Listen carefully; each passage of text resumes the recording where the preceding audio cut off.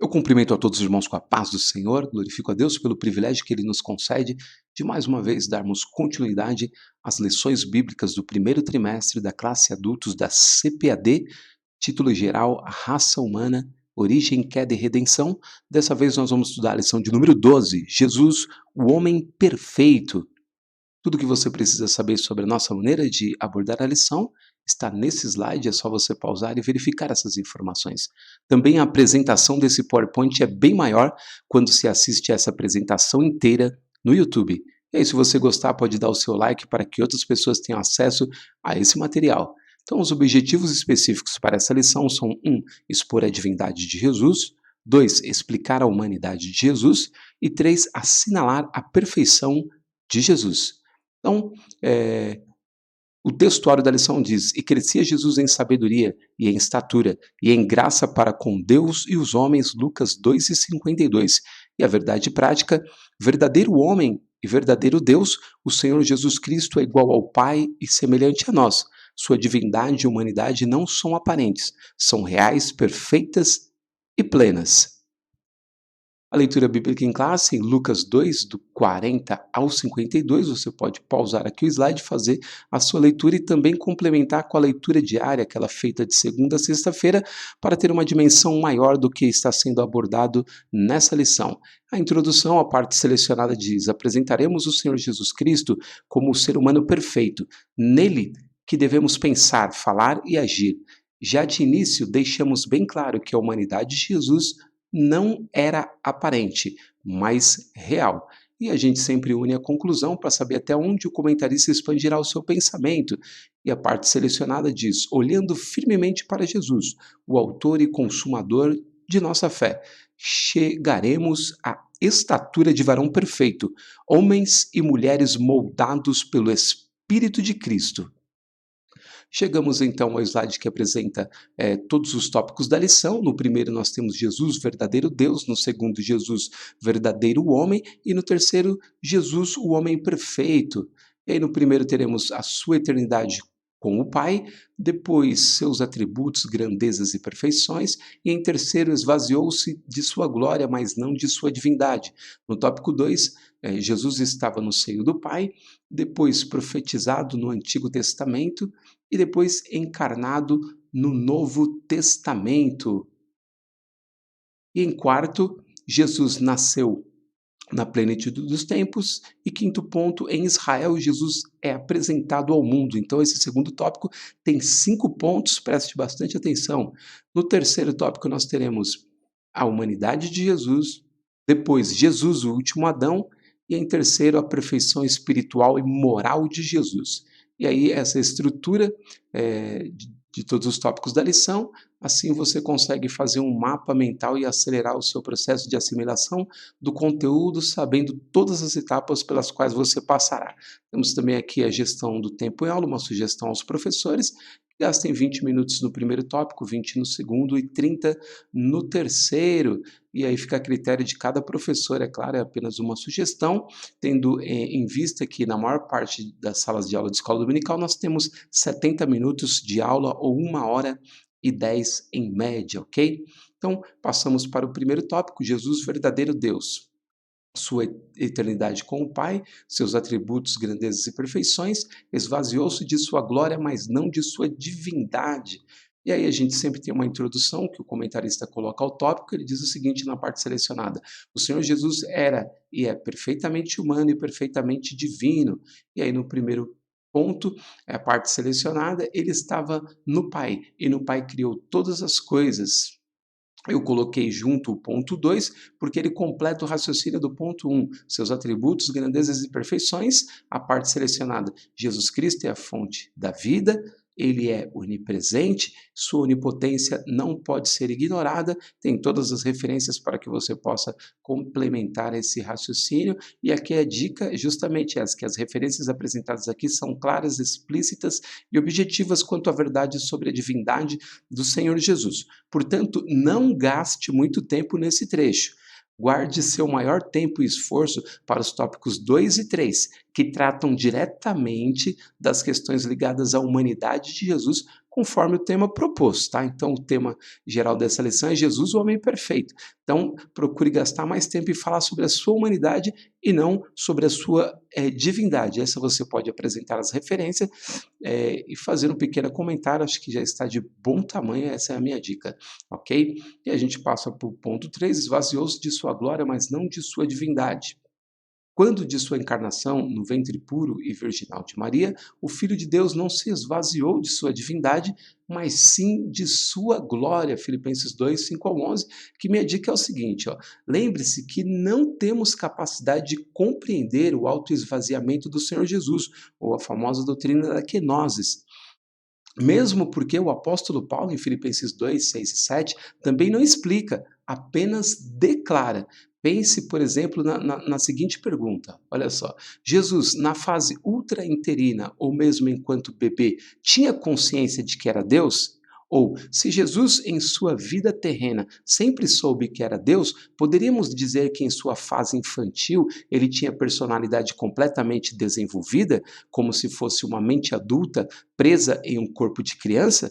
Então, essas são duas perguntas que embaraçam a nossa mente e dão suporte para essa questão que eu coloquei anteriormente, a nossa incapacidade de falar sobre o autoesvaziamento do Senhor. A gente apenas pode declarar, o restante é especulação. Ninguém consegue perscrutar este mistério de Deus. É muito profundo, a gente não tem condição de falar sobre isso de forma adequada, ok? E aí a gente fecha então o primeiro tópico, vai para o segundo, Jesus o verdadeiro homem. Esse tem 5 pontos, preste muita atenção. Então, ele sempre faz uma introdução ao tópico, e no primeiro, Jesus estava no seio do Pai. Então, antes de sua encarnação, o Senhor Jesus achava-se no seio do Pai.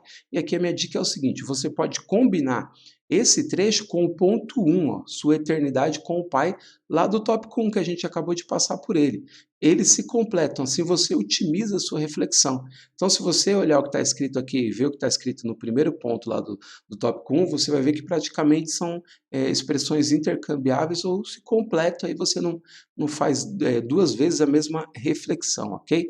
A gente passa para o ponto seguinte, profetizado no Antigo Testamento, e aí, para esse ponto seguinte, o auxílio que eu trago para vocês é um texto de Isaías 8:23 e Isaías 9:1, que complementa justamente a vinda de Jesus sendo profetizada em todo o Antigo Testamento. Acho que esses dois textos eles sintetizam bem essa profecia feita muito antes, 700 anos antes da chegada do Senhor Jesus, e o versículo 8, o versículo 23 do capítulo 8 de Isaías diz: no passado, ele humilhou a terra de Zebulon e de Neftali, mas no futuro cobrirá de honra o caminho do mar, a Transjordânia e os distritos das nações, ou seja, em outras traduções, a Galileia das nações. O povo que andava nas trevas viu uma grande luz, sobre aqueles que habitavam uma região tenebrosa resplandeceu a luz. Isaías 9:1, trecho bastante importante para complementar ou justificar esse ponto 2. E aí a gente passa para o ponto 3, encarnado no Novo Testamento, trecho selecionado, o Filho de Deus tornou-se de fato carne. Sua humanidade, volto a repetir, não era ilusória, é real, ok? Dica, você pode combinar esse trecho com o ponto 1, olha só que interessante, a humanidade de Jesus do tópico 3, eles se completam, assim você ganha tempo. Então aqui está mais um ponto que você pode combinar com outro, ok?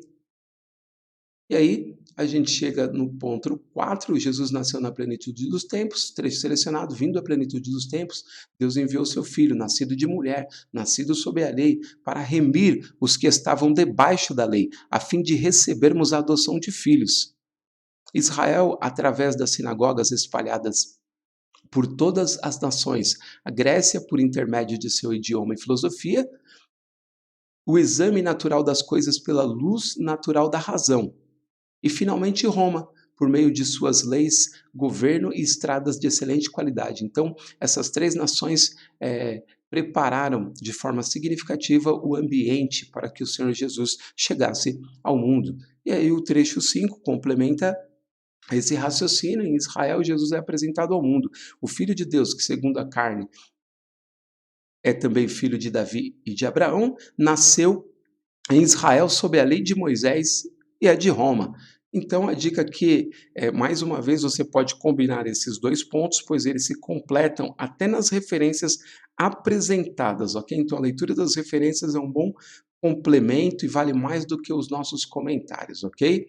Passamos então para o terceiro tópico, a humanidade de Jesus, Jesus o último Adão, a perfeição espiritual e moral de Jesus, que a introdução que o comentarista coloca ao tópico, e no ponto 1, a humanidade de Jesus. A humanidade de Jesus Cristo não era aparente, era tão real quanto a nossa. E aqui, mais uma vez, você pode combinar esse trecho com o ponto 3, encarnado no Novo Testamento, do tópico 2. Eles se completam, assim você ganha tempo. Você pode ver que é o mesmo raciocínio que já foi apresentado no tópico 2, está sendo aqui apresentado novamente com uma pequena variação, então você pode tratá-los de uma única vez. E depois, Jesus, o último Adão, trecho selecionado, embora divino, Jesus não era menos humano que Adão. Na plenitude de sua humanidade, venceu todas as tentações por nós, para que nele fôssemos vivificados. E aí eu juntei o trecho 3, a perfeição espiritual e moral de Jesus.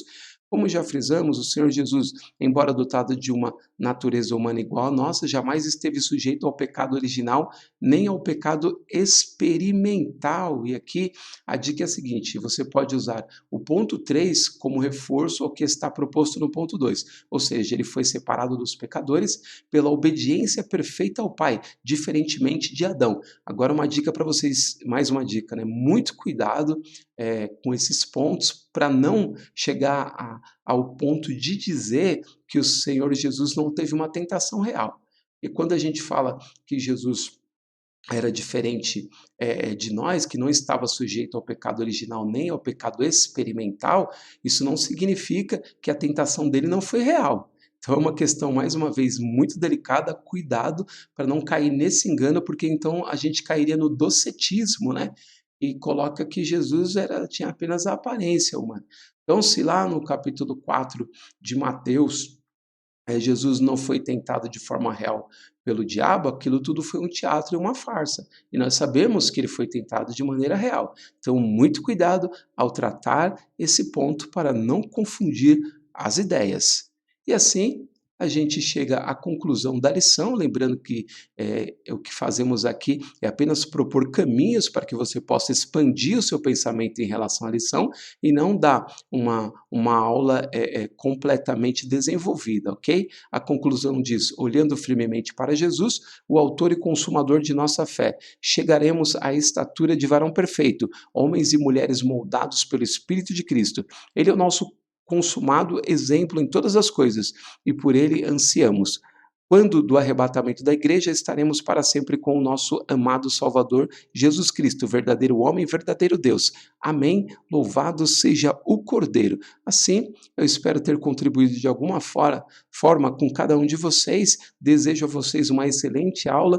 Lembrando que aqueles que puderem desenvolver o hábito de dar aula online, lembrando que a gente está vivendo um tempo muito triste de uma epidemia do coronavírus, então você busque informações sobre como transmitir essa aula online, combine com os seus alunos e cada um na sua casa pode receber a sua aula gravada ou ao vivo, faça da melhor maneira, mas de um modo que possa colaborar com todo o esforço que está sendo feito para nos livrarmos desse vírus, ok? Desejo a todos uma excelente aula e até a semana que vem.